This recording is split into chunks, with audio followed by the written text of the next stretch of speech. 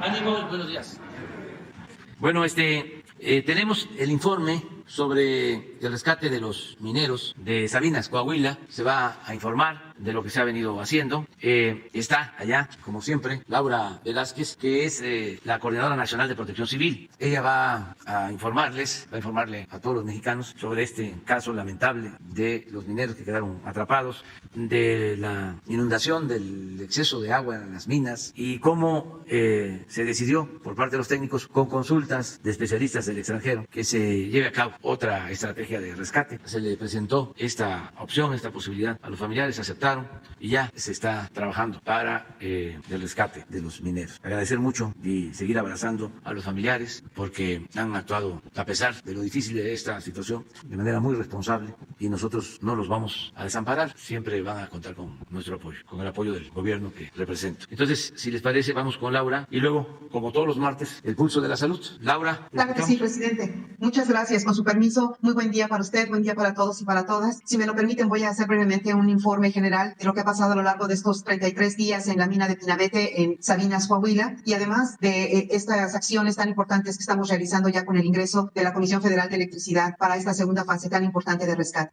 La mina Pinabete se encuentra en un lugar a 350 metros de un afluente del río de Sabinas y a 370 metros de la mina Conchas Norte. El área donde se encuentra la mina Pinabete ha sido explotada desde hace décadas. Alrededor se encuentran 7 concesiones mineras, inclusive algunas ya con desarrollos urbanos recientes. No se contaba, cuando llegamos en el momento del accidente, no se contaba con información topográfica sobre las dimensiones al interior de la mina Pinabete. Respecto a la mina Conchas Norte, es importante mencionar lo siguiente. Se encuentra localizada al sur de la mina Pinabete. Esta mina dejó de operar en el año de 1996 debido a una inundación, ya que el bombeo que se hacía en la mina resultaba incosteable. Durante 28 años se acumuló agua con un cálculo aproximado de 2 millones de metros cúbicos. En esta gráfica podemos ver perfectamente la dimensión de la mina Pinabete en relación a la mina Conchas Norte hacia el sur y hacia el norte a la mina 6 y todas las minas antiguas que se encuentran en torno a ello. En este recuadro amarillo se ve un pequeño lunarcito, una mancha roja. Esa es la mina Pinabete, que es muy menor en relación a las minas aledañas. A las 13:35 del día 3 de agosto ocurrió un accidente en la mina de carbón en Pinabete, ubicada en el área conocida como Conchas, cerca de la población de Agujita, en el municipio de Sabinas, Coahuila. El origen del incidente se asocia al proceso no controlado de explotación en la mina Pinabete,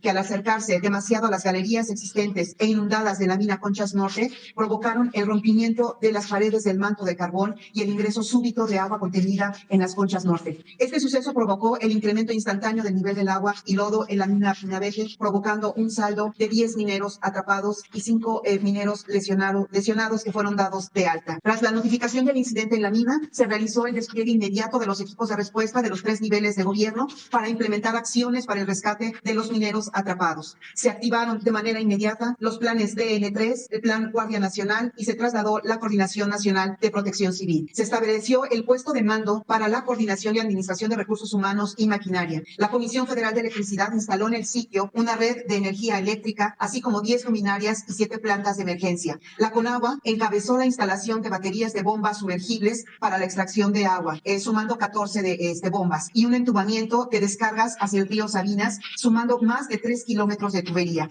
Se llevaron a cabo las diversas acciones para las inspecciones al interior de los pozos en el descenso de buzos de la Secretaría de la Defensa Nacional y rescatistas, así como el empleo de un dron submarino de la Secretaría de Marina y cámaras especializadas. La instalación también de un centro de atención médica y psicológica, así como para la distribución de alimentos de apoyo para las familiares de los mineros. Desde el 3 de agosto se monitorearon de manera permanente los tirantes de agua que había en los pozos, así como el índice de explosividad y nivel de oxígeno. Durante este periodo inicial y hasta el sábado 3 de septiembre se mantuvo la capacidad de bombeo con el propósito de dar condiciones seguras a las labores de búsqueda y rescate. El agua desfogada a lo largo de este mes acumuló aproximadamente 1.126.000 metros cúbicos, siendo un promedio de bombeo diario de 50.717 metros cúbicos. De las 14 bombas operando durante este mes, el flujo máximo alcanzado fue de 617 litros por segundo, con un potencial alcanzado de más de 1,000 caballos. En el proceso se perforaron 7 barrenos que contribuyeron a ampliar el gasto extraído al interior de la mina, así como 3 barrenos experimentales para la comprobación del flujo del agua desde la parte norte y la parte sur hacia la mina El Pinabete. Hubo un segundo evento. Este segundo evento fue el 13 de agosto. Es decir, tras 11 días de trabajo permanente de bombeo, la tendencia en los niveles de agua era en incremento. El día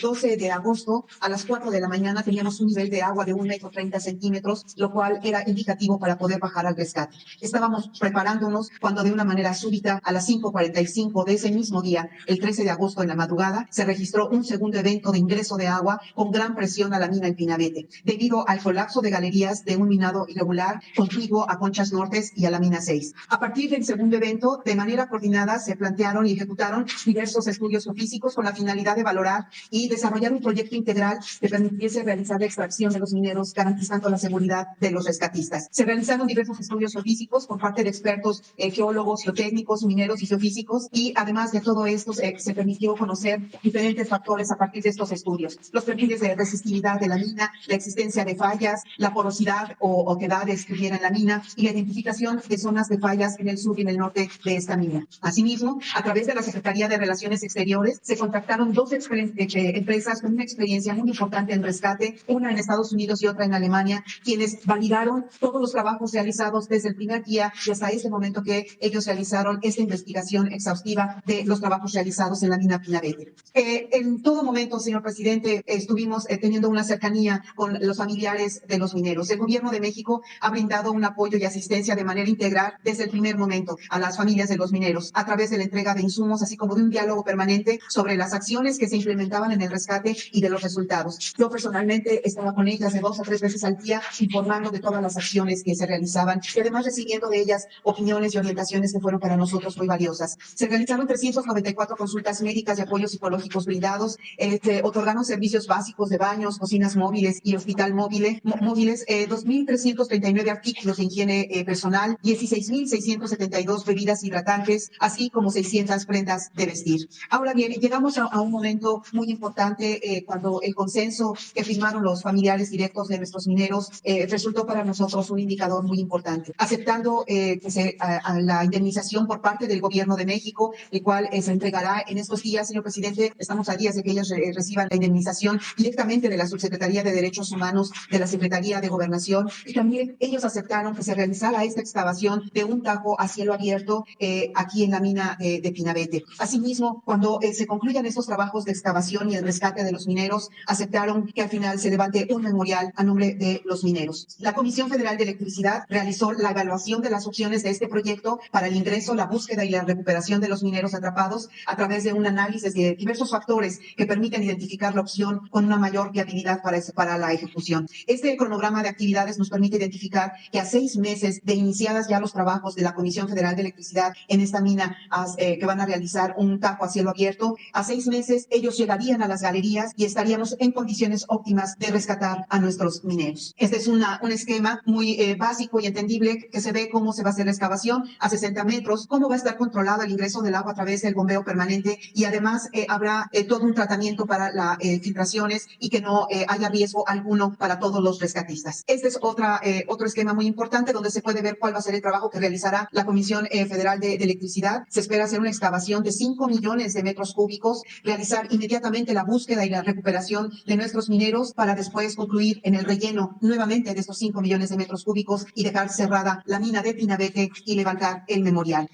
La Comisión Federal de Electricidad ya ha realizado a partir de este sábado pasado las mediciones de niveles de agua y la caracterización de la calidad del agua, el seguimiento de reuniones técnicas entre dependencias gubernamentales, ha hecho un levantamiento topográfico, la rehabilitación del camino de acceso, el inicio del desmonte del predio, el retiro de la infraestructura y la habilitación de campamentos. Informo a ustedes que el día de ayer se llevó a cabo una reunión que encabezó el director general de la Comisión Federal de Electricidad, el licenciado Manuel Barlet Díaz, su servidora y los 10 familiares directos de los mineros, para explicarles cuál es el alcance de esta propuesta, de este trabajo de ingeniería que va a realizar la CFE para la recuperación de nuestros mineros por medio de este tajo abierto. Y también informo a ustedes que el día de hoy llevaremos a cabo acá en Sabinas, Coahuila, vamos a llevar una mesa técnica para solventar todos los permisos necesarios para que se realice la obra sin contratiempos. Esta mesa estará compuesta por la Semarnat, la Conagua, la Serena, evidentemente Pinabete por la CFE y la Coordinación Nacional de Protección Civil.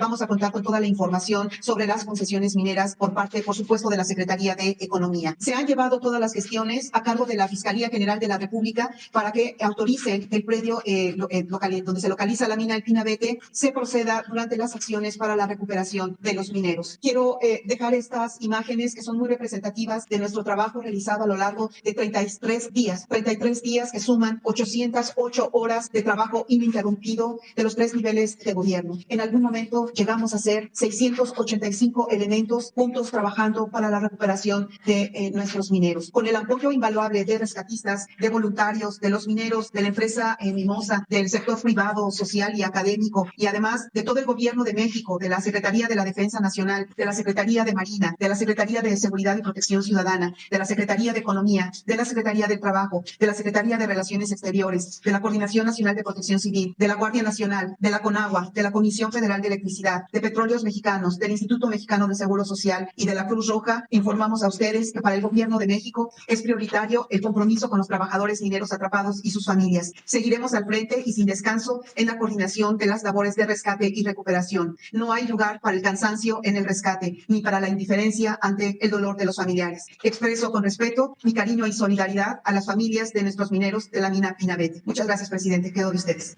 Muchas gracias, Laura. Muchas gracias. Vamos a que ustedes nos informen sobre la situación de la salud. Con su permiso, señor presidente, muy buenos días a todas y todos ustedes. Cierto, 33 días de triste realidad. Mi respeto y solidaridad también personal para los familiares de los trabajadores mineros. En el pulso de la salud, hoy les presentaremos un tema muy importante que distingue a la población mexicana con la expresión de su riqueza cultural organizada y activa de las comunidades en relación a la salud. El doctor Hugo López-Gatell presentará el marco normativo de la medicina tradicional en México, así como los elementos fundamentales del proyecto de la nueva norma de partería, que facilitará y desde luego brindará certidumbre normativa y regulatoria a las parteras tradicionales, el ejercicio de su oficio y a los establecimientos en donde se atienden partos de bajo riesgo. Hoy nos acompaña la doctora María Elena Álvarez Bulla, quien nos presentará los avances del nuevo CONACYT en ciencia y saberes tradicionales para la salud y el bienestar del pueblo de México. El maestro Zoé Robledo, por su parte, informará qué se realiza en partería, en medicina tradicional y en acción comunitaria en el IMSS Bienestar, y cerrará con los avances del Plan de Salud para el Bienestar en Nayarit, Tlaxcala y Colima. Con permiso. Muchas gracias. Muy buenos días, maestro, directora, director. Muy buenos días, tengan todas y todos ustedes. Vamos a hacer un rápido recuento de COVID-19, la situación y el avance de la vacunación, y pasamos al tema que acaba de mencionar el doctor Alcocer. Como hemos estado mencionando, las últimas 8 semanas tenemos esta tendencia de reducción. En este momento nos encontramos a prácticamente la tercera parte de la intensidad epidémica que tuvimos al inicio, en la primera ola, pero desde luego en condiciones mucho más favorables por tener una amplia protección por la vacuna y por lo tanto una muy reducida consecuencia en enfermedad grave, en hospitalización y en defunciones. Como se ve en la siguiente imagen, 4% es la ocupación hospitalaria de camas generales destinadas a la atención de enfermedad respiratoria aguda grave y 2% de las camas destinadas a personas críticamente enfermas. Y en la mortalidad, también desde la semana pasada ya habíamos anunciado, estamos ya en cifras muy pequeñas de un solo dígito en lo que respecta al promedio diario de defunciones asociadas o atribuidas a COVID-19. Franca reducción, y la predicción es que esto se mantenga por varias semanas más, desde luego siempre, como lo hacemos la advertencia, en la medida en que pudiera haber nueva transmisión del virus proveniente de otros países, pudiéramos tener una reactivación en el continente en los meses de frío. Y en la vacunación hemos seguido avanzando, en particular en el grupo de niñas y niños de 5 a 11 años, donde ya alcanzamos una cobertura de 46%, nos estamos acercando a la mitad de esa población elegible, que será protegida, 82% en el promedio para todas las edades. Y una buena noticia, habíamos anunciado que las vacunas del mecanismo COVAX estarían llegando a partir del 12 de septiembre, sin embargo, se ha logrado un adelanto de fechas y aquí está el calendario. El primer envío será del 8 al 9 de septiembre con 2.3 millones de dosis, el segundo envío sí será el 12 al 16 con 1.2 millones, el tercero de 18 al 23 de septiembre con 3 millones, un poco más de 3 millones, y el último para completar los 10 millones, 3.200 será el entre el 26 y el 30 de septiembre. Como ya habíamos comentado, el propósito fundamental es completar las segundas dosis de aquellas niños y niños que fueron vacunados ya con la primera, pero aún así queda un excedente de 1.142.000 dosis que serán utilizadas tanto para primera como para segunda dosis, es decir, esquemas completos para un poco más de 500.000 de niñas y niños. La semana pasada, en un día que no fue Pulso de la Salud, Shaila Rosigel de Grupo Gili preguntaba sobre la cantidad de dosis, si serían suficientes para cubrir a todo el grupo de niñas y niños de 5 a 11. Como ya lo respondió el presidente, sí, siempre estamos considerando vacunar a toda persona que sea elegible por sus condiciones demográficas o de salud y además que voluntariamente desea hacerlo. Invitamos a toda la población a hacerlo. Y aquí hay un desglose de cómo está previsto hasta el momento momento la suficiencia de vacunas. Para esto tenemos 7.9 millones de dosis, casi los 8 millones provenientes del contrato directo que se hizo con Pfizer, 800,000 de la donación que nos hizo el gobierno de Corea, del mecanismo COVAX, las 10 millones que estoy mencionando, y tenemos ya el contrato con el gobierno de Cuba y su compañía de biotecnología para la vacuna Abdala, con 9 millones de dosis que, dado que este es un esquema de 3 dosis, serán suficientes para 3 millones de niñas y niños. Esto nos da 12 millones, podemos llegar hasta los 15.3 millones de personas en este grupo de edad con la ampliación del contrato, pero desde luego esto es lo que hasta ahorita está pactado. Conforme se vaya viendo si hay más necesidad, se completará. Si no hay, pues ya no se completa. Y pasando al segundo tema, este es un tema de reflexión interna en el gobierno que tiene que ver no solamente con el sector salud, sino con principios fundamentales de la perspectiva social que tiene nuestro gobierno y del cual nos sentimos muy orgullosos. Y tiene que ver también con el impulso muy amplio a la ciencia, la tecnología y la innovación, con una perspectiva social y de defensa, promoción de lo público que ha hecho CONACYT, y por eso es un gusto y un enorme privilegio poder trabajar conjuntamente con la doctora Marilena Álvarez Huilla y con su magnífico equipo en CONACYT. Comentamos justamente ayer, lo platicábamos también en la reunión semanal sobre el sistema de salud y sus avances, en donde el director del IMSS, el maestro Zoe Robledo, informa periódicamente, y aquí lo comentará ahora, sobre las acciones en concreto que ya se pueden ir haciendo en las entidades federativas donde estamos trabajando para federalizar el Sistema Nacional de Salud. Pero quiero compartir el marco legal que ampara o protege o promueve a la medicina tradicional en México. Consideramos que es un marco de base suficiente, pero que ha requerido un esfuerzo específico por parte de este gobierno para realmente impulsar iniciativas que protejan, promuevan y defiendan el interés público por un lado y a este conocimiento ancestral y prácticas ancestrales que son parte del enorme y muy rico legado cultural de nuestro país. La Constitución Política de los Estados Unidos Mexicanos, en sus artículos 1 y 2, defiende el derecho de los pueblos indígenas a preservar su cultura y aprovechar debidamente la medicina tradicional, da las bases suficientes para ello. Y la Ley General de Salud, por su parte, de manera explícita en el artículo 6, habla de reconocer el desarrollo de la medicina tradicional como uno de los objetivos del Sistema Nacional de Salud, y en el artículo 93, de manera vaga, habla de cuáles son los servicios de salud de carácter social, y en ellos puede contemplarse también a la medicina tradicional. Pero la doctora Álvarez Huilla detallará el amplio trabajo que se ha hecho con el liderazgo de CONACYT y la colaboración del sector salud para impulsar ya acciones concretas para preservar este legado cultural, ponerlo en práctica, articularlo con la práctica de la protección de la salud, pero insistirá, y así lo haremos todas y todos, con un sentido público, de protección de lo público, no con un sentido comercial, y consideramos vital seguir avanzando en este desarrollo, cuidando que intereses comerciales no intenten privatizar o usurpar el conocimiento ancestral y los productos que derivan de ello para la protección de la salud de las personas en México. El segundo elemento es la partería. La partería forma parte de este histórico y profundo legado cultural, pero además es una respuesta directa que permite a muchas comunidades acceder a un servicio vital como es la atención del parto y, desde luego, el cuidado de la madre, el cuidado de hijas e hijos recién nacidos. Este oficio de la partería es ancestral, tiene raíces profundas en lo cultural, en lo social, en las comunidades indígenas de nuestro país, en los pueblos originarios, pero también se ha extendido a lo largo del tiempo a otras poblaciones que no necesariamente tienen el legado cultural, pero lo han incorporado como una práctica cotidiana. Sin embargo, el marco jurídico de México es insuficiente, es claramente insuficiente para proteger y promover a la partería. Y en cambio, en las últimas décadas, ya no tan últimas, quizá en las últimas 3 o 4 décadas, lo que se ha hecho es disminuir el espacio de práctica de la partería, posponer sus capacidades porque no se les incorpora suficientemente al Sistema Nacional de Salud, y ha privilegiado, en cambio, este marco jurídico una visión muy técnica, a veces tecnocrática, de la práctica del parto, mercantil en muchos de los casos, y en México tenemos fenómenos muy desafortunados que fueron cultivados o estimulados en las últimas décadas. Por ejemplo, somos uno de los 4 países con la tasa más alta de cesáreas innecesarias, operaciones cesáreas que se practican en condiciones diversas, pero que en general son desfavorables para la salud de la madre y no en pocas ocasiones también de las personas recién nacidas.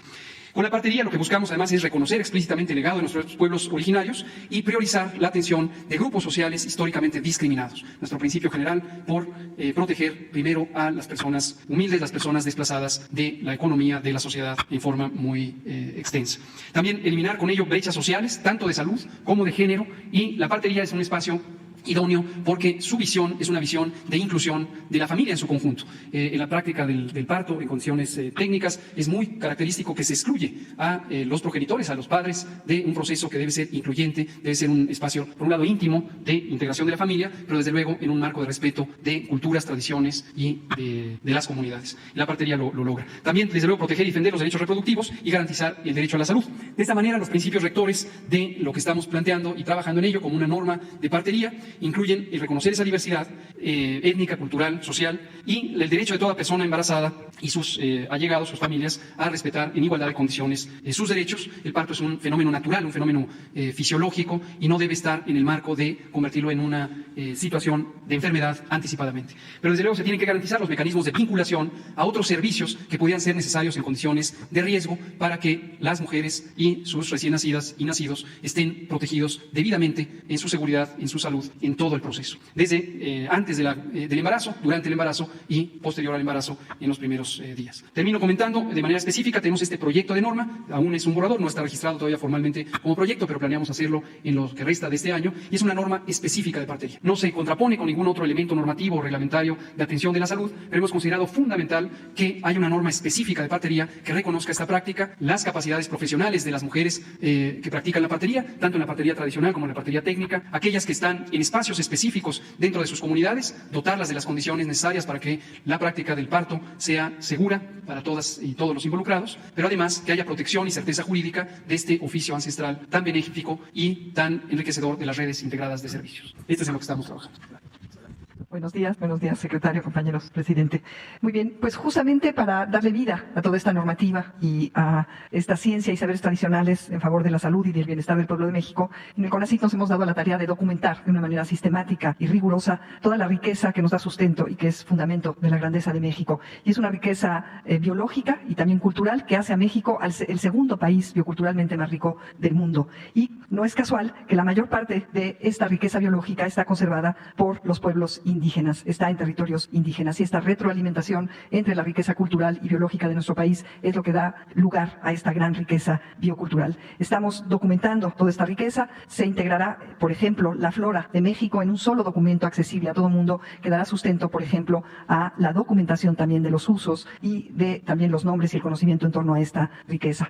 Uno de los proyectos icónicos, además de varios otros, se muestra en la siguiente transparencia del CONACYT, que ha implicado el establecer un jardín etnobiológico en cada uno de los estados de la República para mantener viva esta riqueza y este conocimiento, y ahí tener focos de integración, articulación y conocimiento de la capacidad de medicina tradicional que está distribuida a todo lo largo y ancho de nuestro territorio. Tenemos ya 26 de estos jardines etnobiológicos establecidos. Ha habido desde el CONACYT un aumento decidido de más de 300% en términos de apoyos a investigadores, investigadoras, becas y también proyectos para justamente documentar y facilitar el que toda esta normativa que estaba ahí en letra no sea muerta, sino que tenga vida y aplicación a favor de la salud pública.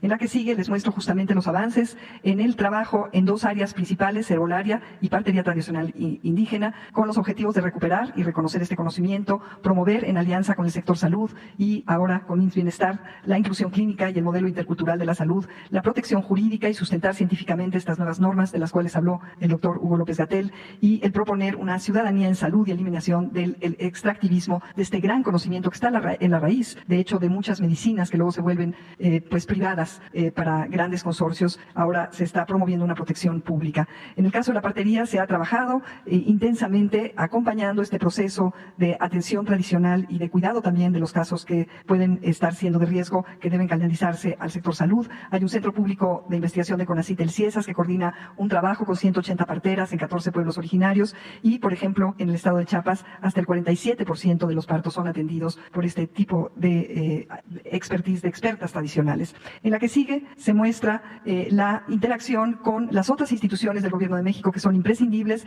para seguir actualizando. Contamos ya con una farmacopea de herbolaria mexicana actualizada para expandirla, para generar fascículos de plantas medicinales que nos permitan ir registrando y estandarizando el uso de estas plantas medicinales, y también estamos promoviendo en interacción muy estrecha con la COFEPRIS innovación regulatoria para la herbolaria, y con base en este conocimiento poder tener el sustento científico y el reconocimiento para la protección de estos bienes comunes, y desde luego siempre en interacción muy estrecha con el Instituto Nacional de los Pueblos Indígenas para ir integrando acciones y mecanismos de defensa de los saberes de los pueblos originarios. Esto contrasta, como vemos en la siguiente lámina, con lo que había sucedido durante el periodo neoliberal, que era un despojo, apropiación, privatización y eventualmente destrucción de este conocimiento integrativo milenario de especies, variedades y también del conocimiento integral alternativo del cuerpo humano, que está está todavía vivo en los pueblos indígenas y comunidades locales. Hay casos muy penosos de despojo, como son los que tienen que ver con bioactivos de plantas de zonas áridas, el maíz olotón capaz de fijar nitrógeno y crecer en suelos muy pobres, inclusive el conocimiento detrás del pozol se ha patentado, privatizado y con ello pues se destruye, y también la medicina tradicional maya ha sido objeto de despojo. Por ello, actualmente, y como bien lo resumió el doctor López-Gatell, en la que sigue vemos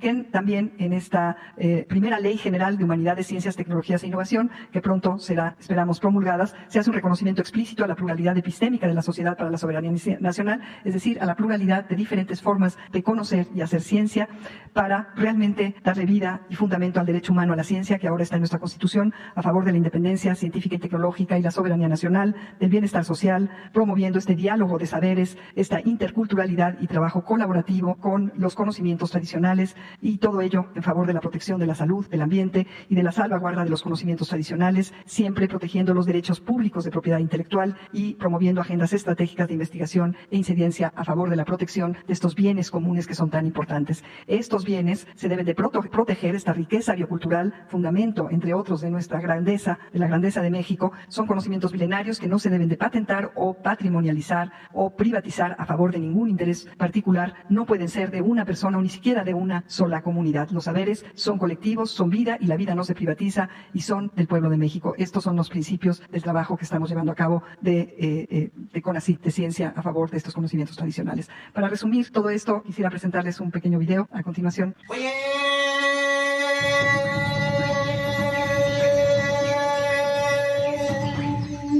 Para nosotros, una mirada puede ser medicina. El canto del pájaro puede ser medicina. El viento es medicina. El agua es medicina. México es uno de los países biológica y culturalmente más ricos del planeta. En el territorio habitan cerca de 25 millones de hablantes de lenguas indígenas. Gracias a la custodia de los pueblos originarios, se ha conservado la riqueza de nuestro país. Su presencia en todas las zonas ecológicas y de conservación ha sido fundamental para su resguardo. Sanar es el querer hacer que los demás también se sientan bien. Es una alegría. Así empieza uno a curar. Finalmente, filosóficamente, es el propósito de lo que hago como científica. Estoy al servicio de los médicos tradicionales. El CONACYT, de la Cuarta Transformación, impulsa y orienta los esfuerzos de científicas y científicos a través de los programas nacionales estratégicos, que articulan la investigación y la incidencia en los territorios e impulsan una agenda de ciencias que reconoce los saberes tradicionales, sus aportaciones, diversidad y su lugar en la historia. En muchas comunidades la misma gente hace una distinción y sabe a dónde recurrir en función de lo que le sucede. No desconocen la importancia de los avances, digamos, científicos y tecnológicos de la medicina, pero tampoco desconocen el hecho de que haya una manera de atenderse que no está dentro de ese marco. El asunto no es nada más ver qué tanto es una medicina tradicional o moderna, sino a qué está respondiendo. Este fenómeno nos está hablando de necesidades, a las cuales esta práctica y estos saberes dan respuesta. Y eso nos importa mucho desde la salud pública. La medicina tradicional es ancestral, que se hereda de generación a generación. Una lengua que se pierde es una cultura que se pierde. Además de los PRONACES, la red de jardines etnobiológicos del CONACYT procura el resguardo de la riqueza biocultural de México. Poder conocer el estado de conservación de los recursos utilizados dentro de la medicina tradicional. Entonces, para eso yo voy a estar en contacto con una red de jardines medicinales. Quienes son responsables de sus jardines son médicos tradicionales. Estos espacios de encuentro y paz con nuestras raíces culturales nos dan identidad y sustento hacia el porvenir. México ha demandado el quehacer de una ciencia comprometida con las necesidades de la población. El CONACYT contempla que los derechos de propiedad intelectual de obras e invenciones financiadas con recursos públicos, así como los saberes ancestrales, se reserven para el bienestar del pueblo de México, con el fin de evitar la privatización, la explotación de la biodiversidad y el despojo a las comunidades de sus conocimientos tradicionales. Muy buenos días, con su permiso, señor presidente. Muy buenos días a todos y a todas y a quienes nos escuchan el día de hoy.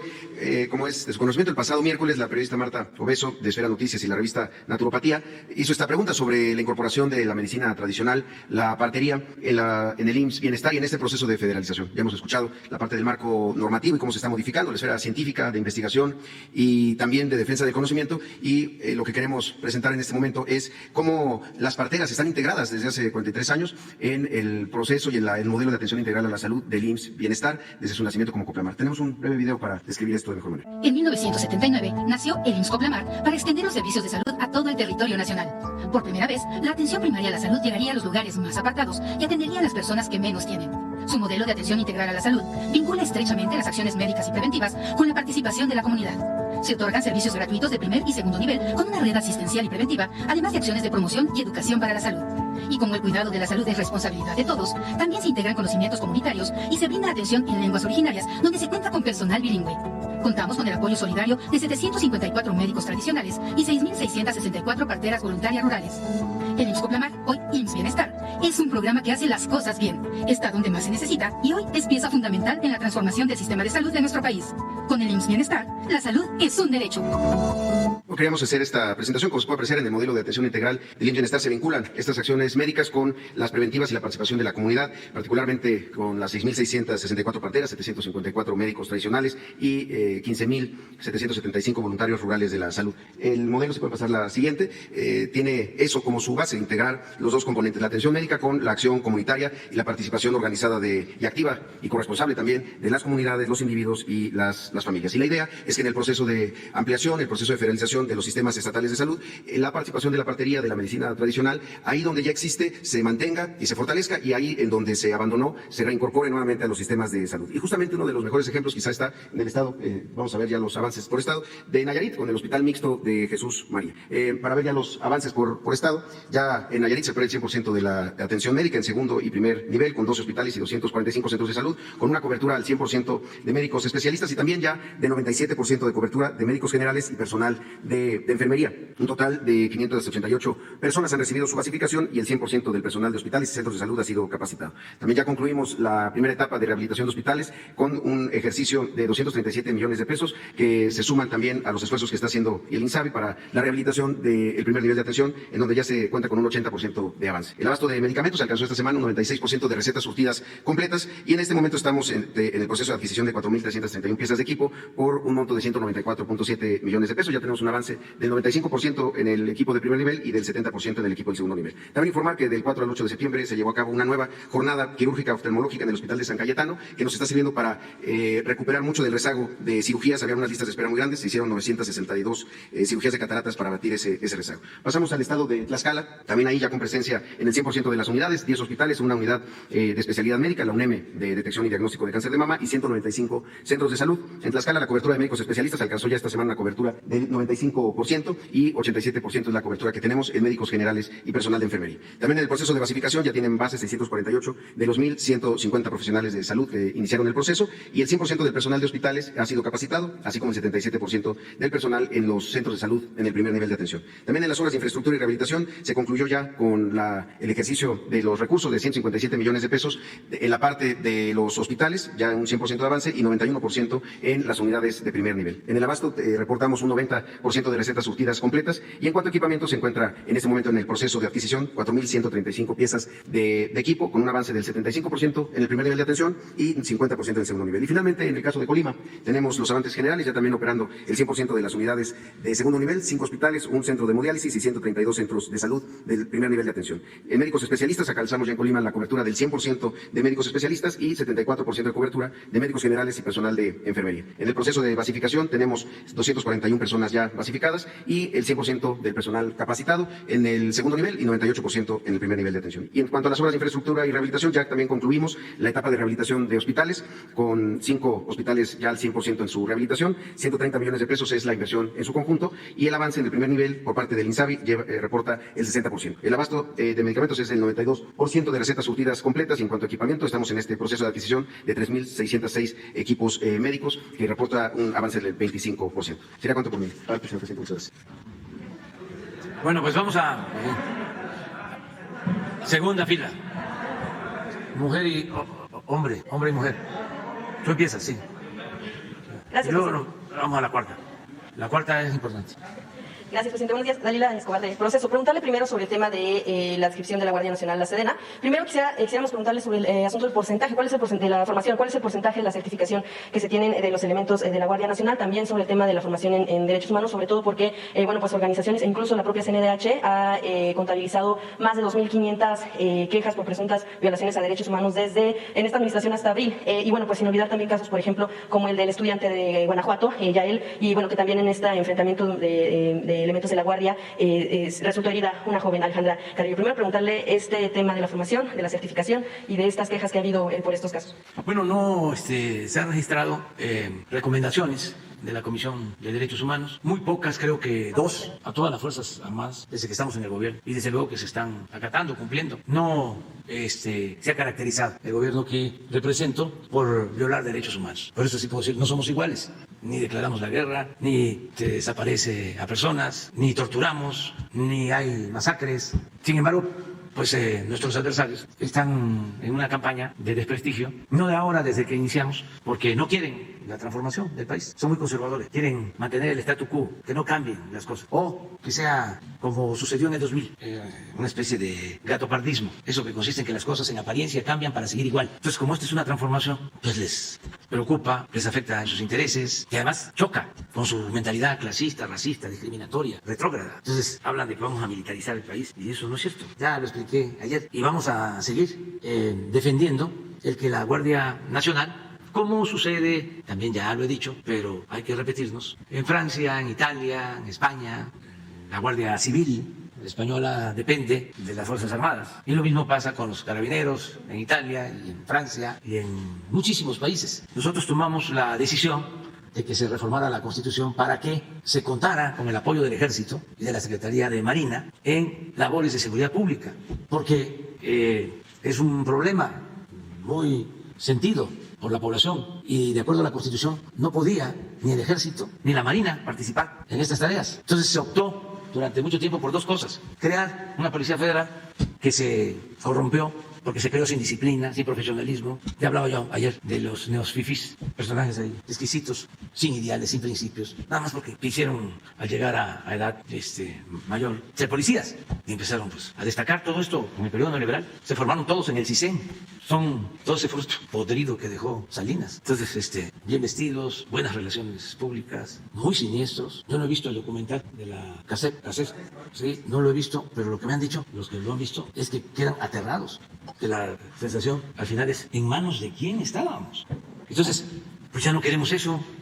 Crearon esta Policía Federal, se corrompió, tampoco se usó para lo fundamental, darle protección a la gente, para la seguridad pública. Se usó para tener acuerdos con las bandas de la delincuencia y hasta para el espectáculo, para los montajes, para la politiquería, en alianza con los medios de información. Yo me acuerdo, y lo he dicho muchísimas veces, y desde hace años, de cómo cuando García Luna lleva a algunos periodistas famosos a su búnker, por ahí debe estar la crónica, y salen todos, porque les había mostrado unas pantallas donde tenía el control de todo el país, y tecnología de punta, como si de eso dependiera. Lo fundamental es la rectitud, la integridad, la honestidad, de no permitir la impunidad, es separar la delincuencia de la autoridad y atender las causas de la violencia, pero toda una distorsión pues, que se fue creando. Eso fue lo que promovieron. Y lo otro, la violación a la Constitución, porque usaban al Ejército y usaban a la Marina para operativos de seguridad, para reprimir, y no estaba en la Constitución. Entonces lo que hicimos fue reformar la Constitución, proponer la reforma de la Constitución, para que dos instituciones que son fundamentales, el Ejército y la Marina, nos ayudaran a enfrentar el grave problema de la inseguridad y de la violencia, y por eso se creó la Guardia Nacional. En algún momento usted, presidente, mencionaba que incluso en campaña de llegar a la presidencia haría que regresaran las Fuerzas Armadas o el Ejército a los cuarteles y que eso le llevaría los primeros 6 meses de su gobierno. ¿Cambió usted de opinión? Sí, cambié de opinión, ya viendo el problema que me heredaron. ¿Cómo enfrentar el problema de la inseguridad? Sí sabía yo desde el principio, y estoy absolutamente convencido, que la paz es fruto de la justicia. Y eso es la base de la política de seguridad. El atender a los jóvenes, el mejorar las condiciones de vida, de trabajo de la mayoría de los mexicanos, el combatir la pobreza, el combatir la corrupción, todo eso lo estamos haciendo. El que no se permita la impunidad. Pero, imagínense qué íbamos a hacer con la Policía Federal, cómo estaba. Porque yo creo que sí se sabe, ¿no?, que de la Policía Federal salieron todos los que ahora o están en la cárcel, o están acusados, o están prófugos por tremendas violaciones a derechos humanos. Y ahora con la creación de la Guardia Nacional y la solicitud de la inscripción a la Sedena, la Guardia Nacional entonces no es lo que usted esperaba para solicitar ya la inscripción a las Fuerzas Armadas. Sí, pero necesitamos que no se eche a perder, como pasó con la Policía Federal. Y yo siento, y estoy convencido, de que debe de estar la Guardia Nacional dependiendo de la Secretaría de la Defensa. Una rama más, como la Fuerza Aérea, así, la Guardia Nacional. Con el encargo de garantizar la seguridad pública en coordinación con los gobiernos estatales, que son autónomos, son soberanos, y los gobiernos municipales, pero que exista una Guardia Nacional con disciplina, con profesionalismo, con honestidad. Mando militar. Sí, y mando militar. Por cierto, de lo que mencionaba de que queden en las calles, esta iniciativa que ayer de hecho le comentaba a mi compañero Jorge, del PRI, que pretende que las Fuerzas Armadas se queden en las calles hasta 2028. De hecho, ya hay una pugna ahí en esta alianza opositora que PRI llama a PAN-PRD a que se sumen a esta iniciativa de una diputada para prolongar la estancia de las Fuerzas Armadas en las calles. Y en amago, bueno, pues ahora dicen que pudiera romper esta alianza. ¿Usted entonces acompañaría esta propuesta de que sí se prolongue hasta 2028 con iniciativa del PRI? ¿Por qué no llevó de Morena?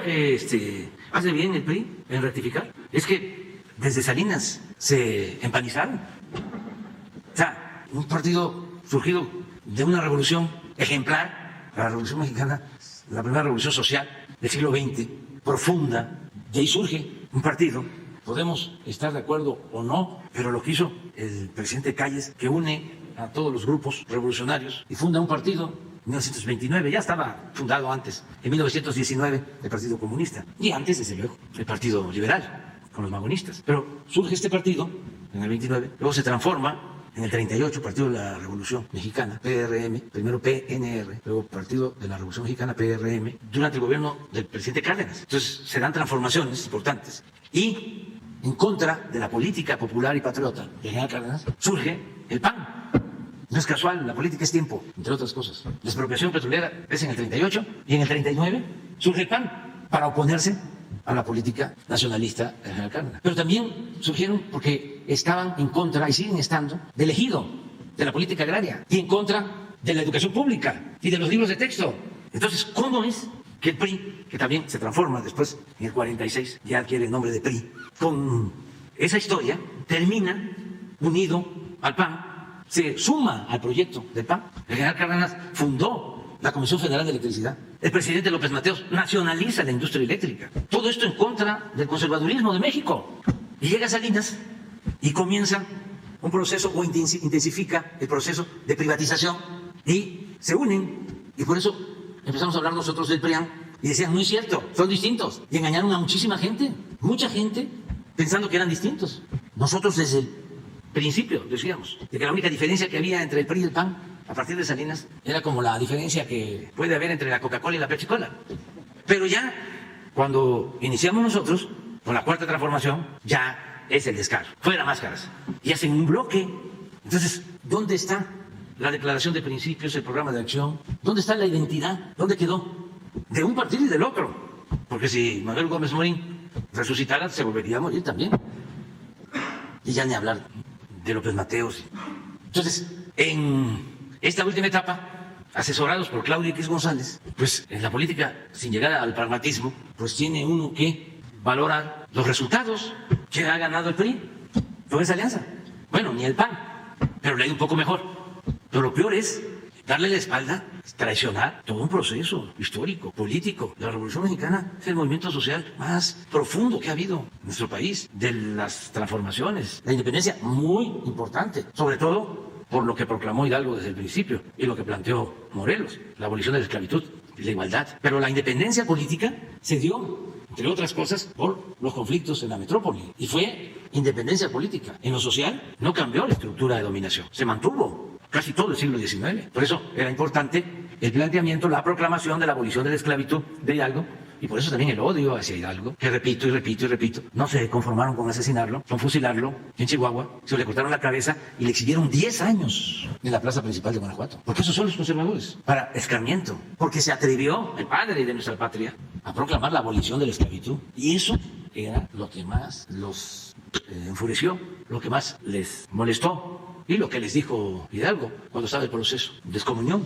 Ustedes no son cristianos, no son católicos. El único Dios de ustedes es el dinero.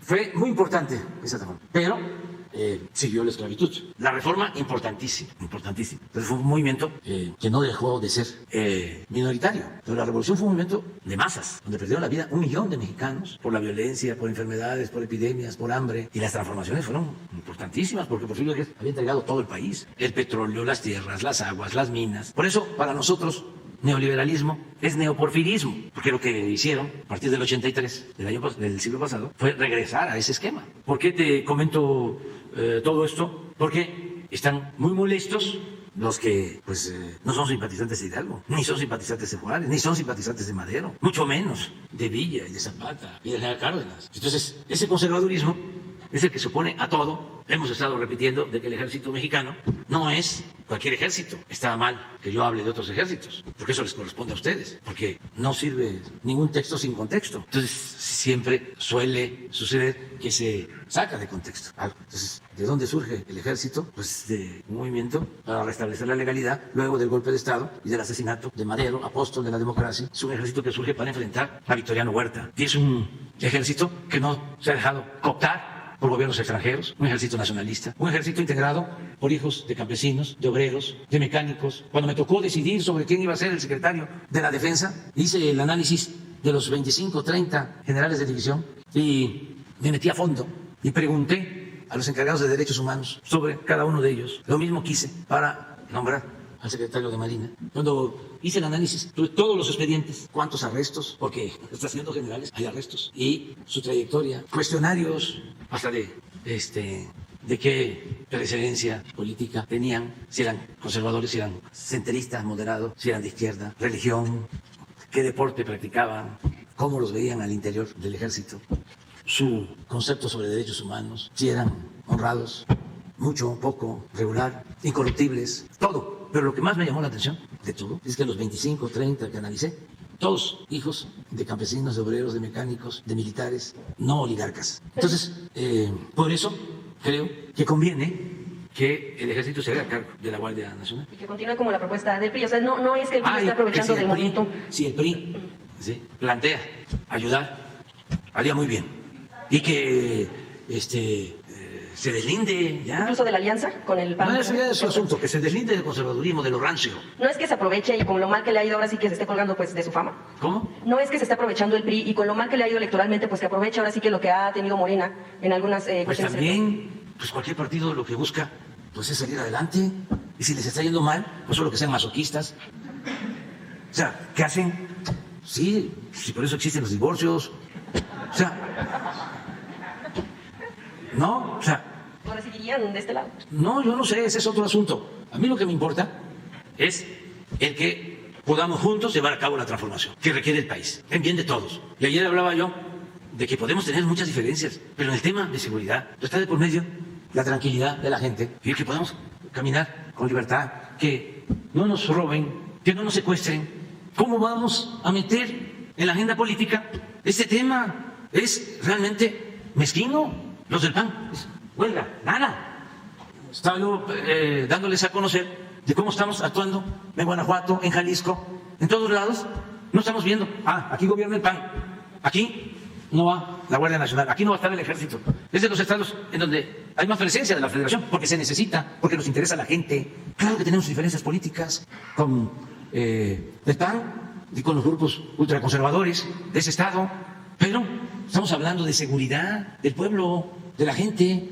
¿Cómo se atreven a condicionar el apoyo en materia de seguridad? Pero es muy contradictorios, porque en realidad su pensamiento en esta materia tiene que ver con la mano dura, con el autoritarismo. Para ellos el problema se reduce al uso de la fuerza. Ya lo han demostrado y ahora resulta que no quieren la supuesta militarización. ¿Quién declaró la guerra? ¿Quién le ordenó a los soldados que reprimieran? ¿En qué gobierno? ¿Por qué tanta hipocresía? Vamos a resolver los asuntos políticos con debate, con argumentos, defendiendo a los ciudadanos y que en las elecciones, como es la democracia, el pueblo decida, pero no con esas estrategias muy contrarias al interés general. Y justo, presidente, en cuanto a justicia, ya en otro tema, el último, que tiene que ver con la cuestión de la prisión preventiva. Ayer quedó pendiente esta discusión en la Suprema Corte. Ahí pues se asoman 4 votos que estarían en contra del proyecto de Luis María Aguilar, es decir, en favor de que permanezca la prisión preventiva de oficio. Preguntarle, bueno, pues hay también algunas voces que se están pronunciando desde el otro lado, que han sido víctimas precisamente de esta medida cautelar, de personas que finalmente resultan inocentes, pero que estuvieron 17, 20 años en la cárcel esperando incluso pues sentencia. A ellas, a ellos, ¿qué se les dice? Ellas, sobre todo mujeres, han dicho, bueno, ¿quién les va a recuperar los años perdidos en las cárceles? Pues precisamente por esta medida cautelar, que es parte de lo que se discute, la inconstitucionalidad en cuanto a la violación de derechos humanos, esto en la Suprema Corte. ¿Qué les responde a ellos y a ellas que han sido víctimas pues, de esta medida cautelar que se pretende mantener? Pues que la responsabilidad es de la corrupción, del régimen, de lo que imperaba, porque si no hay sentencias es porque no se está cumpliendo la Constitución, porque hay corrupción, porque la Constitución establece que tiene que haber justicia pronta, expedita, y por el autoritarismo y por todo esto que prevaleció durante mucho tiempo. Nosotros lo que estamos ahora haciendo, desde que llegamos, es procurando liberar a quienes injustamente han estado en la cárcel, que son inocentes o que fueron víctimas de tortura, y a partir de 10 días, 15 días que aquí planteé, que le había pedido a Rosa Isela que se avanzara, porque di a conocer una ley de amnistía y la burocracia y los intereses impedían que fuese rápido la liberación de enfermos, de quienes llevaban años sin sentencia, de quienes se demostró, hay la evidencia legalmente de que fueron torturados y nos estaba costando muchísimo. Puse el ejemplo de una visita que hizo el presidente de la Suprema Corte, también con buenos propósitos, a un reclusorio de mujeres, y se comprometió a que iba a haber libertad. Y yo hablé aquí que llevaba un mes. No, fue en mayo. Sí, fue como en mayo. Y no sé si ya salió la señora, pero ya está por salir. Pero el presidente de la Corte, representante principal del Poder Judicial. Entonces, por todos los intereses, por toda la burocracia, ahora, hoy nos dieron a conocer el dato, a ver si lo pones. Miren cuántos se han liberado. Presidente, sí. Entonces, esto, por la pregunta, esto lo vamos a seguir haciendo. Lo otro no es nada más el formalismo, que no es poca cosa, porque si cambiaban o cambian el artículo o lo modifican, pues están extralimitándose, porque eso corresponde al Congreso. Y de hecho, parte de los argumentos que dieron estos ministras que ayer hablaron, pues fue eso. Pero ¿no consideraría usted entonces que este tipo de posturas se dieron por una especie de presión desde esta tribuna? ¿De presión de aquí? No. Nosotros no somos iguales. O sea, aquí puede ser que sí sea presión, porque tocamos el tema, ¿sí? Porque cómo no vamos a tratar el asunto si es delicadísimo. Imagínense ustedes, independientemente de que el Poder Judicial, en este caso la Suprema Corte, invalida un artículo de la Constitución y está interfiriendo en la esfera de otro poder, independientemente de eso, imagínense que el juez va a decidir si una persona queda en libertad o se mantiene, si es el único, o sea, se borra al Ministerio Público, ¿sí? Y el derecho a las víctimas. ¿Y a quiénes se libera? A los que tienen dinero, a los que tienen influencia. Pero es hasta un riesgo para los jueces, porque es plata o plomo.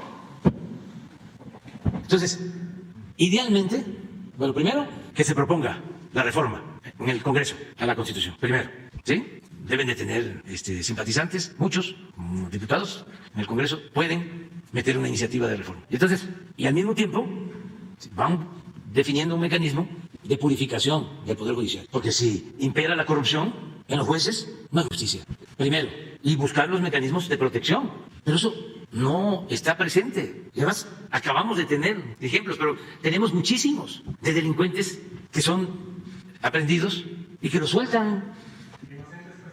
Sí, pero si hay un gobierno que está comprometido con la justicia, ese inocente aprendido sale. O sea, porque no sale si hay consigna, si desde el Ejecutivo, como era antes, se decidía quién salía y quién no, y si se fabricaban delitos. Pero tenemos que ir hacia una auténtica, una verdadera legalidad y a la justicia. Sí, muchos, por lo mismo, por la corrupción. Deben de ser miles. Tienen que buscar una reforma a la Constitución y fijar un límite. Hay muchas cosas que pueden hacer, pero no eso, porque eso, imagínense, en el artículo 19 ya es delito grave, que no lo era, la corrupción. Ya llega un caso de corrupción a un juez. Cualquiera. O sea, ahí está intacta la estructura de dominación en el Poder Judicial del antiguo régimen. Hay honrosas excepciones también, no quiero generalizar, pero todo eso lo sabemos, todo eso se sabe. Ahora, ya Es distinto. Tú dices, presión. No, yo no hablo con los jueces, yo hablo aquí, porque yo sé la importancia que tiene la fuerza de la opinión pública. O sea, en una democracia. Antes, como el pueblo no se enteraba, ¿qué hacían los jueces? ¿Qué hacían los magistrados, los ministros? Ni se sabía quiénes eran. Incluso en el Poder Legislativo lo mismo. No se informaba al pueblo. Entonces, en el anonimato, podían hacer cualquier cosa. Ahora no.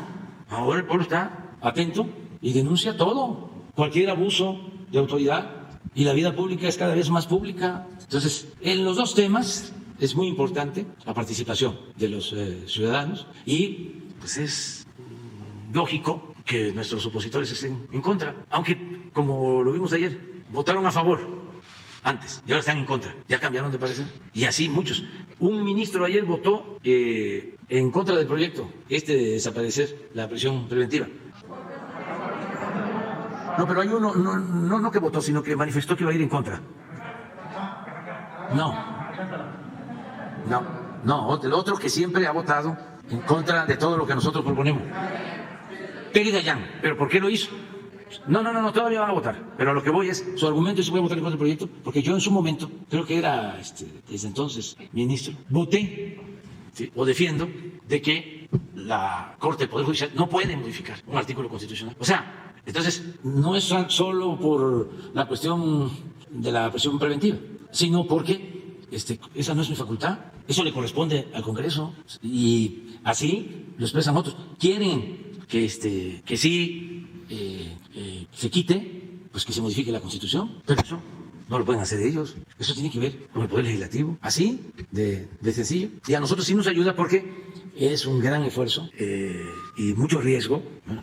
Han asesinado a policías, a militares, presidentes municipales, porque los encarcelan, los jueces los liberan, ¿sí?, y ajustician. Hay venganza. No se puede eso, no se puede. Y por lo que plantean las personas que injustamente están en la cárcel, hay que buscar, eso ya lo estamos buscando nosotros, el mecanismo, y no vamos a permitir que ninguna gente que sea inocente esté en la cárcel. Desde que llegamos estamos buscando y ahora, qué bueno que ya se están dando estos resultados, porque nos ha costado, pero vamos a seguir, y se cuenta con el apoyo de la Suprema Corte, del presidente de la Suprema Corte, pero sí es un procedimiento muy tardado, donde hay tortura, donde hubo tortura, que está demostrado, pues, cómo tenerlos en la cárcel, o sea, mínimo reponer el procedimiento, revisar el caso. Entonces, vamos adelante.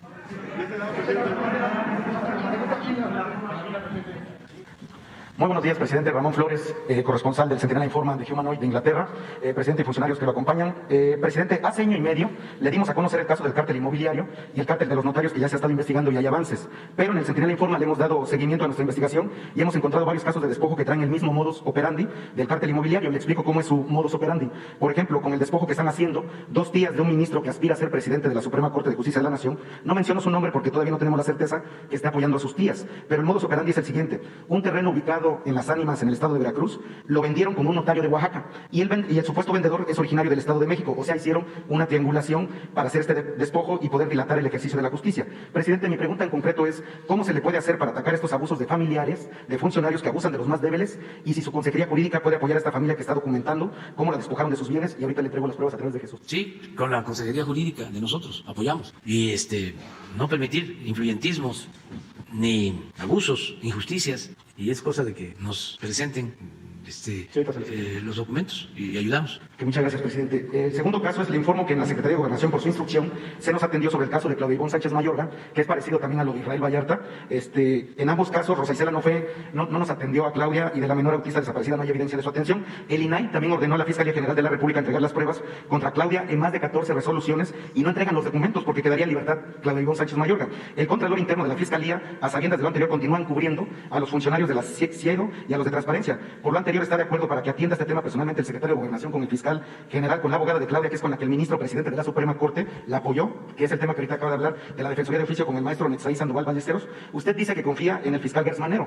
¿Podría usted instruirle que cumpla su instrucción de apoyar a Claudia para que sea liberada? Que la fiscal de Asuntos Internos se defina y proceda contra los ministerios públicos que tienen en la cárcel ya a Claudia 9 años, sin pruebas de beneficios de la explotación sexual, solo por un solo dicho, lleva 9 años en la cárcel, y así hay más acusados. Fue torturada, como se lo demostró usted con los documentos de perinatología que le entregamos, con CONAPRED ya tiene su dictamen listo para presentarlo también. Presidente, como Claudia, hay miles de casos que hay que considerar conjuntamente con el Poder Judicial una reforma para la prisión preventiva para ciertos delitos con brazalete electrónico en prisión domiciliaria. Eso se tendría que hablar ahí con base en la prisión preventiva.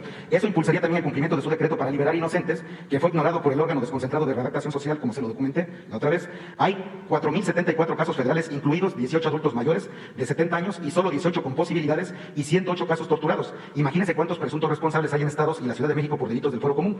Presidente, no estaría mal que se pusieran de acuerdo el Poder Ejecutivo y el Judicial y se legisle en la materia.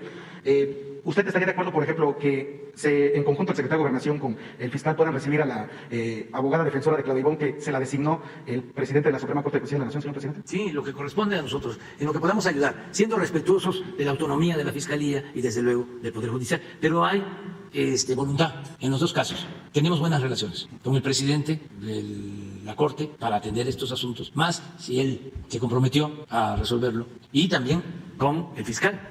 O sea, tenemos relaciones buenas cuando se trata de hacer justicia.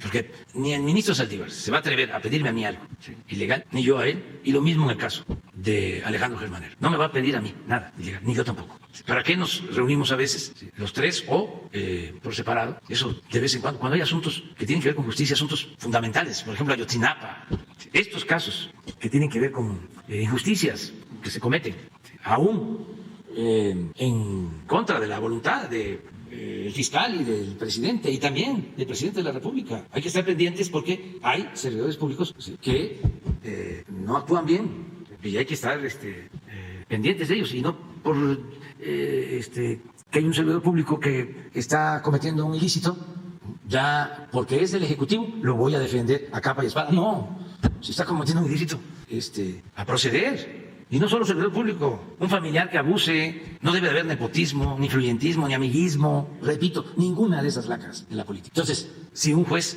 está mal, pues estoy seguro que el presidente de la Corte no lo va a proteger, y allí existe la judicatura. Y eso es lo que yo respetuosamente expongo y les hago un llamamiento de que actúen más, porque el Consejo de la Judicatura es muy importante para estar vigilando el recto proceder de los jueces. Pero no hay nada, y no es solo el que se inicie un procedimiento, no. Ayuda mucho la denuncia pública, por lo que hablaba de la fuerza de la opinión pública, y el no tolerar abusos, la corrupción, no verlo como algo normal. No, y eso ya se acabó. Eso de que, oye, ¿cómo has progresado? Qué bien que estás sacando adelante a tu familia. Ya no vives en Copilco. Ya no vives en la Roma, ya vives en el Pedregal, ya vives en las Lomas. Y muy bien, y ya no andas en cualquier carro, ya es de lujo. Además tienes tu casa en el extranjero, tu departamento. No, nada de eso. Y claro que el que tiene lo heredó y lo hizo de manera honrada merece respeto. No todo el que tiene es malvado, pero el que se corrompió y que además del daño que le hizo a la hacienda pública, a la sociedad, todavía se le aplaude y no pierde su respetabilidad. No, pues esto ya es el colmo. Entonces, sí, cero corrupción, y así vamos avanzando. Y esto es lo que nos está ayudando mucho, mucho, mucho en México, y es lo que ayuda en el mundo. Y ya por último, presidente, la última vez que pregunté aquí fue sobre el caso de los jubilados del IMSS, que precisamente le hice la pregunta al maestro Zoé Robledo, y él nos dijo que esos recursos que están solicitando los jubilados trabajadores del IMSS, pues no estaban en poder del IMSS. Entonces yo apoyé a los jubilados, hicimos una investigación y ya dimos con los recursos. Los recursos los tiene la Secretaría de Hacienda.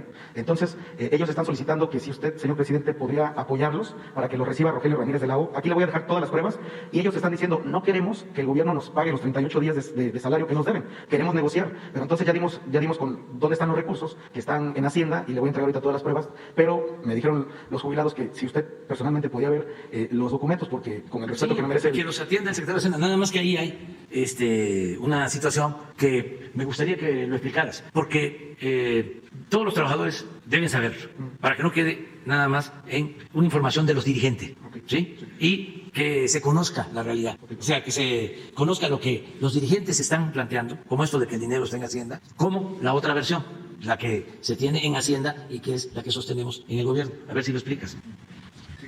Mucho gusto, señor presidente. Este caso tiene que ver con los 38 días que el grupo de jubilados manifiesta que se les debe, toda vez que hubo una reforma, un cambio al contrato colectivo de trabajo hace muchos años, en los años 90. Ellos manifiestan que apareció una cláusula en alguna negociación en los años 90, en donde a los jubilados, no a quienes se les liquidaba, sino a quienes se jubilaban, dejaban de recibir 50 días por cada año trabajado y cambiaron a que empezaban a recibir 12 días por cada año trabajado. Y que esos 38 días, porque manifiestan que hay una mala negociación o que apareció de repente en el contrato colectivo de trabajo, es lo que se les adeuda. Usted manifestaba que ya había estado incluso presupuestado. Lo que hubo es un punto de acuerdo presentado por una de las dirigentes, diputada, entiendo que en aquel momento del PRD, pero es un punto de acuerdo. Un punto de acuerdo no se convierte en ley ni en ese momento se integra al presupuesto de egresos de la Federación. Lo revisamos y veíamos que nunca había estado realmente en el presupuesto, sino que habían presentado el punto de acuerdo y el punto de acuerdo se había aprobado y se había enviado, como hace el legislativo, a la Secretaría de Hacienda para su revisión. Pero en realidad el tema es un tema laboral, pero que viene desde aquellos momentos con otro gobierno y otras dirigencias sindicales incluso, en donde se modificó para que las personas que se jubilaban recibieran estos 12 días por cada año trabajado y no los 50 días por cada año trabajado, que era para los casos de liquidación, para una persona que se le liquidaba. Entonces, eso es lo que se revisó y bueno, pues Hacienda tendrá su punto de vista, porque un punto de acuerdo no hace una reforma legal de la ley de egresos de la Federación. Vamos con la compañera, en la misma fila. Estefanía Schmaja de Reuters. Gracias por tomar mi pregunta. Presidente, ¿nos podría informar si la fuga masiva de metano en el activo de Pemex en Kuma-Luxap ha sido reparada? ¿Cuál era el problema y qué se va a hacer para prevenir que suceda otra vez? ¿En dónde es la fuga? En el activo de Pemex en Kuma-Luxap, en Campeche, en el Golfo de México. En diciembre y de nuevo en agosto. Sí, no tenemos la información precisa, pero le vamos a pedir al director de Pemex que hoy mismo nos informe. Gracias. Si te parece. Sí. A ver, pues vamos a la cuarta, pero de este lado. Ya estuvimos a la izquierda, vamos a la derecha. A la cuarta fila. A la cuarta, hombre y mujer. Gracias, presidente. Quisiera pedirle una precisión. Hace un momento usted comentó que cuando llegó al gobierno y vio la situación que prevalecía en materia de seguridad, cambió de opinión, que usted desde luego tenía una posición a favor del regreso de las Fuerzas Armadas a los cuarteles, y cuando llegó hubo un viraje. ¿Nos puede decir específicamente qué encontró, qué cosas tan graves encontró que lo llevaron a dar ese viraje en su visión sobre la presencia de Fuerzas Armadas en las calles? Bueno, ya en el libro que escribí antes de llegar al gobierno, ya hablaba yo de la posibilidad de que el ejército ayudara en tareas de seguridad pública. Lo planteé, pero todavía lo pensé en la campaña y ya cuando llegué al gobierno y vi de que pues no había seguridad para la gente. El pueblo de México estaba en estado de indefensión. Lo que había era un combate a bandas de narcotráfico de manera selectiva. ¿A qué cártel se protegía? Por ejemplo, me tocó en campaña ver cómo ametrallaban a un grupo de supuestos delincuentes en Tepic, ¿sí? Estaba yo ahí. ¿Por qué no pones el video? Para refrescarnos un poco. Porque hay cosas que se olvidan. Lo del video de ahora, van como 2 o 3 personas que me dicen, es que ¿en qué estábamos? ¿En manos de quién estábamos? Pero van a ver esto. Y se supone que no debía la Marina actuar. A ver si lo encuentran. Sí. Y luego quiero un párrafo del libro de la salida. ¿Pero tuvo algún momento de quiebre o algún momento de quiebre? ¿Qué momento marcó cuando usted dijo tiene que seguir el ejército en labores de seguridad? No dije tiene que seguir el ejército, nos vamos a apoyar en el ejército. ¿Cuál fue el momento, presidente? Pues cuando tenía que enfrentar el problema de la inseguridad y vi la gravedad de que no se tenía con quién. Imagínense, para toda la República, 40.000 elementos, la mitad administrativos, la mitad operativos, 20.000 de la Policía Federal. Era lo único, 20.000 elementos. Yo fui jefe de gobierno de la Ciudad de México y me tocó gobernar con cerca de 100.000 elementos para la ciudad. Policía preventiva, policía auxiliar, policía bancaria y policía ministerial. Imagínense, para todo el país 20.000 y echados a perder, no todos desde luego, 5 cuarteles, y al mismo tiempo 350.000 elementos de Marina y de Defensa, con instalaciones, con disciplina, con profesionalismo, que no podían constitucionalmente hacerse cargo de la seguridad pública porque su misión constitucional era la defensa nacional. ¿Es la defensa nacional? ¡Claro! ¿Qué hace falta la defensa nacional? Sí, pero cuando se trata de la defensa nacional, como ha sucedido siempre en la historia, somos todos los mexicanos los que defendemos a la patria. Y lo que se estaba requiriendo, se necesita es la seguridad de nuestro pueblo. Sí, a ver. Juan Francisco Patrón Sánchez, alias el H2, líder en Nayarit y el sur de Sinaloa del grupo delictivo fundado por los hermanos Beltrán Leiva, fue abatido la noche de este jueves en un enfrentamiento con elementos de las Fuerzas Armadas en la ciudad de Tepic, Nayarit.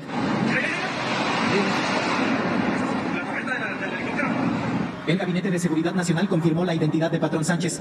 En el operativo participaron fuerzas especiales de la Armada de México, quienes abatieron al presunto delincuente. El operativo comenzó cerca de las 8 de la noche en el sur de la capital Nayarita, cerca del libramiento a la ciudad. Un helicóptero Black Hawk de la Secretaría de Marina Armada de México sobrevoló la colonia Lindavista y desde las alturas disparó en contra de una célula que agredió a los efectivos. Yo tuve información de que habían asesinado a jóvenes. Indican que 7 personas más murieron durante esta reflexión. Al día siguiente, que habían asesinado a jóvenes. Pues, ¿quién era el presidente? Pues, o sea, esto, por poner un ejemplo. Pero lo del libro, la parte donde hablo de seguridad, a ver si se puede. Es que ahí ya yo menciono, y eso es antes de la elección. ¿En algún momento el general o el almirante le informaron algo a usted que le preocupó y que lo marcó y que decidió entonces? Esto que les estoy diciendo.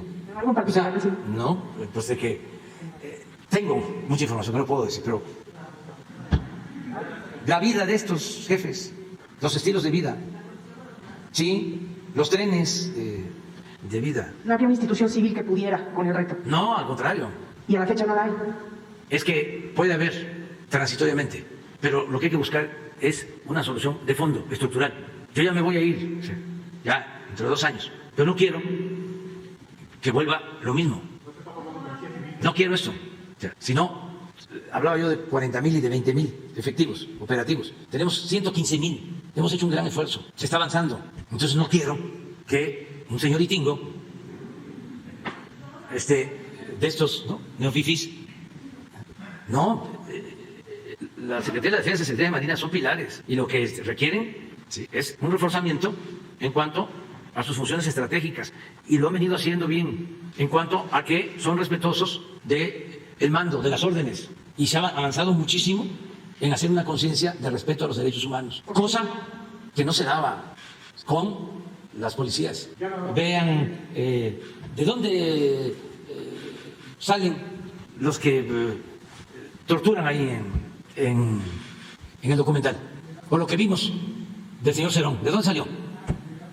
Entonces, tenemos que resolver esto dejando una institución sólida, y ya existe en otros países, las guardias civiles, incluso en nuestra Constitución, existe lo de la Guardia Civil, la Guardia Nacional, dependiendo del presidente, en la Constitución actual, que se creó, creo que desde la Constitución de 1824 del siglo pasado, porque cuando la invasión estadounidense funcionó una Guardia Civil en defensa de México. Existía, sin duda, después del movimiento de reforma, existía una Guardia Civil.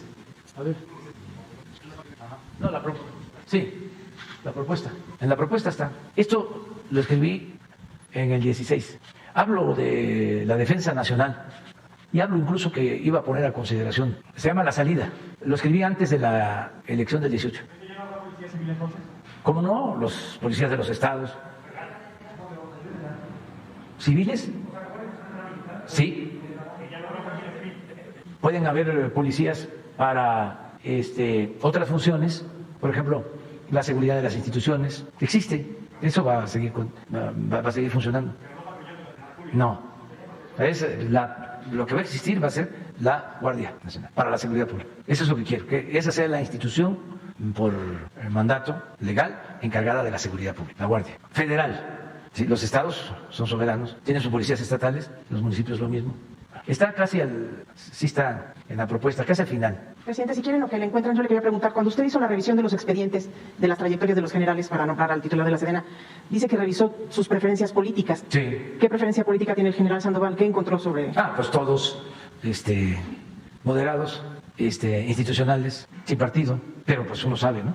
Al general Sandoval lo elegí porque en todos los cuestionarios aparecía, hice varios, es más, le entregué los cuestionarios al anterior secretario de la Defensa y le dije, usted los conoce a todos, hágame el favor de ayudarme, contésteme estos cuestionarios. Y él me los mandó. Pero aparte, yo utilicé otros métodos, otras fuentes, y lo que salía de general Sandoval, entre otras cosas, era incorruptible. Les voy a contar una anécdota.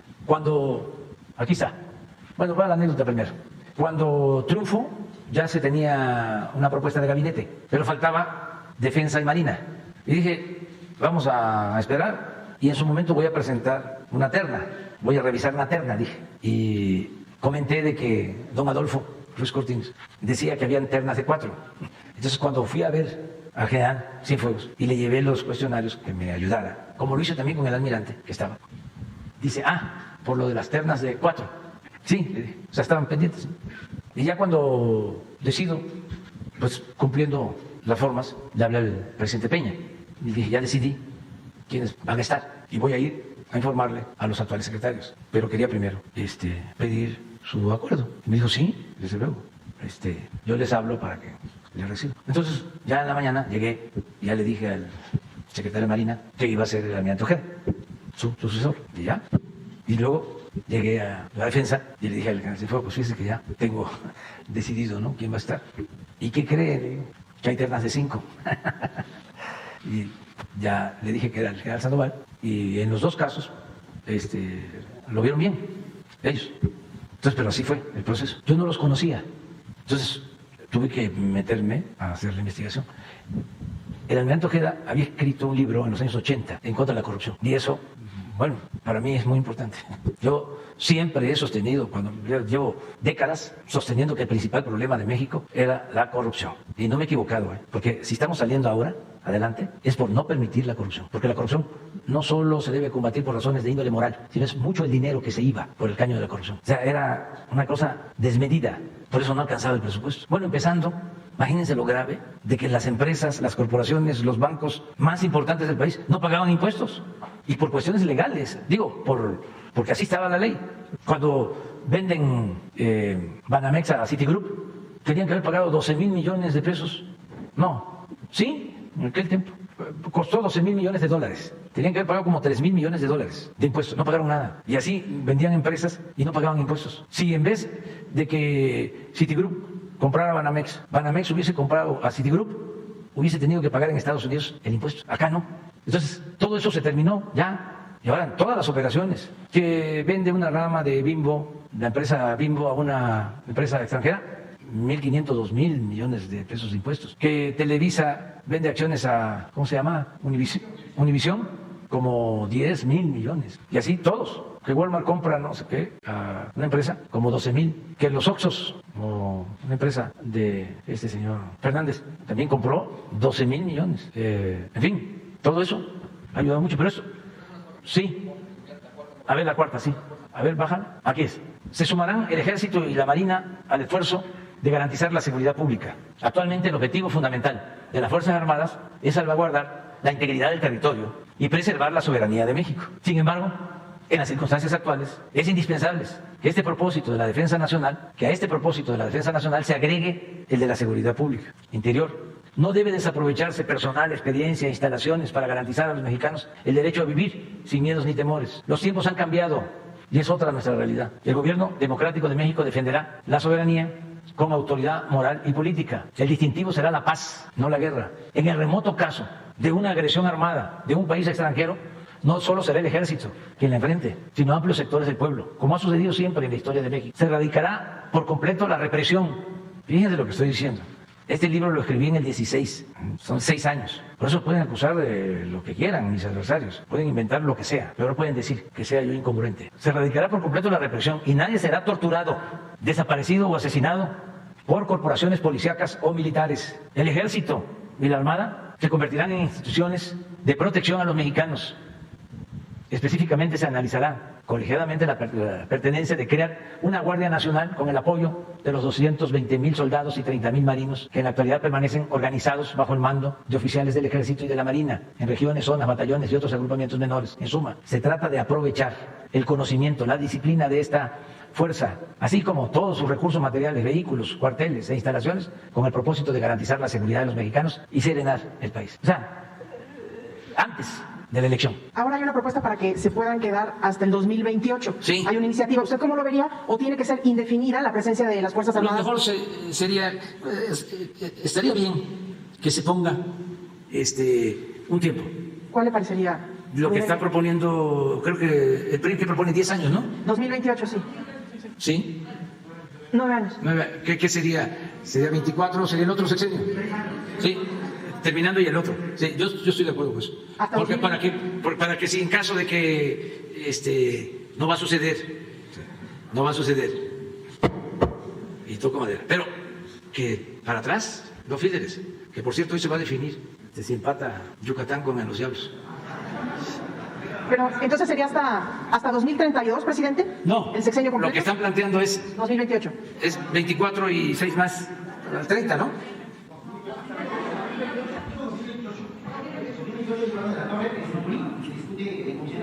Está bien. Sí, y que se evalúe y que incluso se haga una encuesta, una consulta.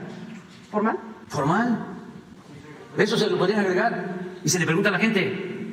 Consulta popular. Pero que, miren, ¿qué hacer, por ejemplo?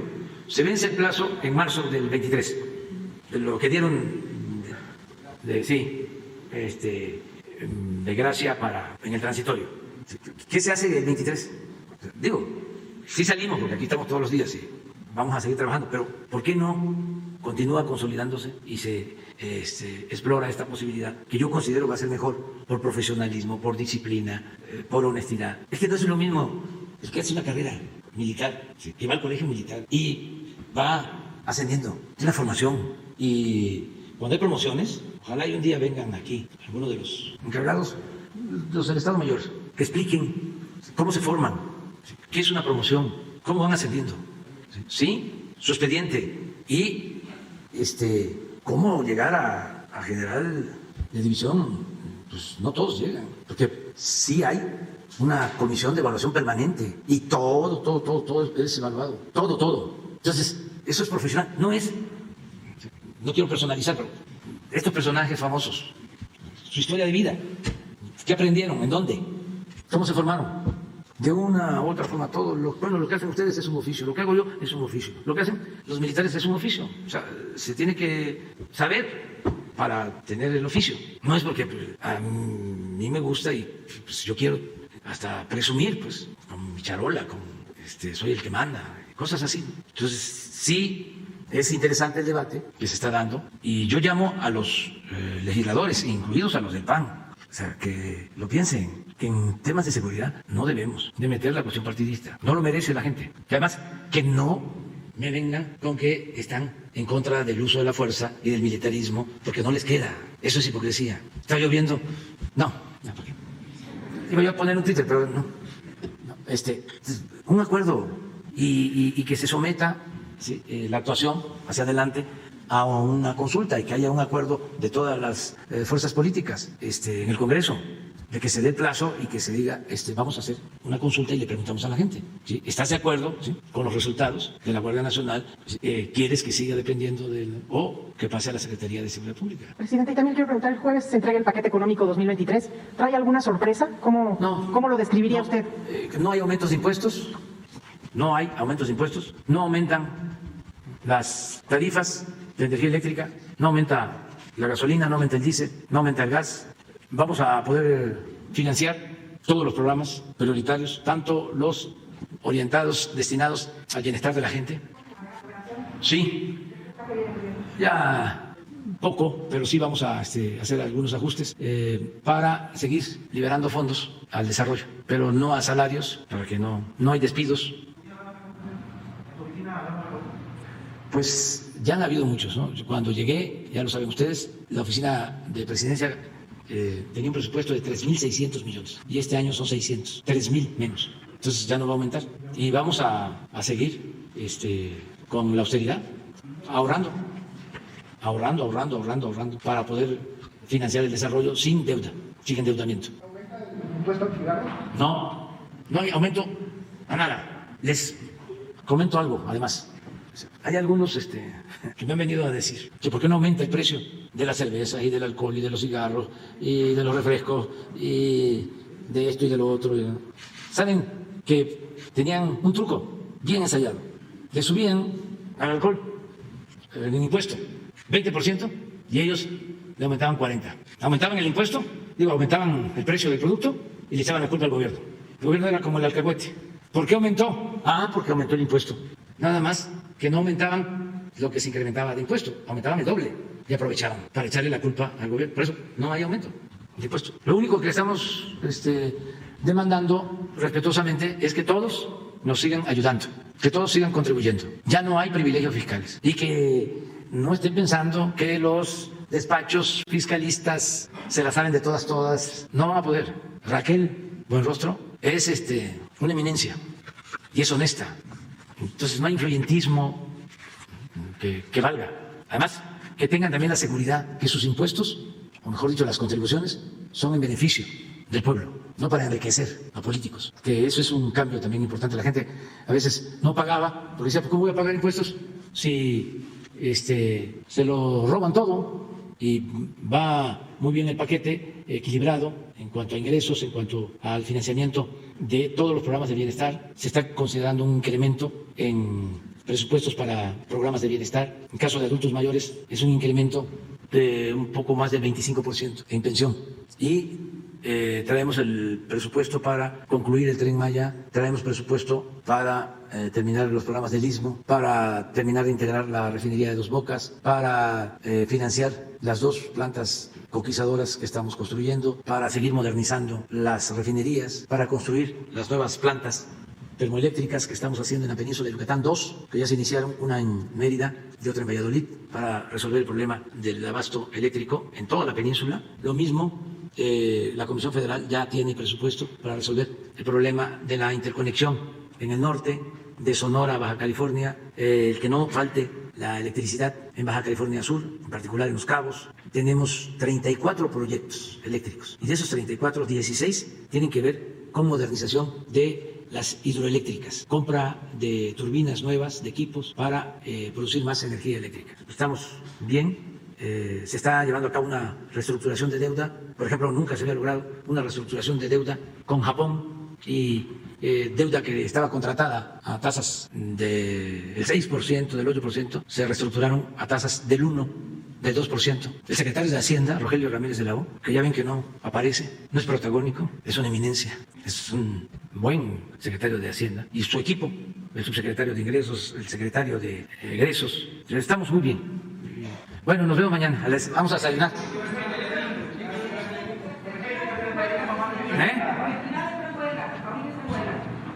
¿Cuál?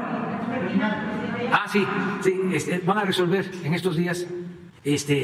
Ahí yo le hago un llamado a los trabajadores, porque su pliego petitorio no puede ser atendido, quisiéramos, pero Fertinal quedó en ruinas, porque fue de esas empresas que compraron a precios elevadísimos. Hay una deuda todavía en Nacional Financiera de muchísimo dinero, no tengo la cantidad exacta. Es como agronitrogenados, la de Ancira, fueron las 2 plantas que se compraron.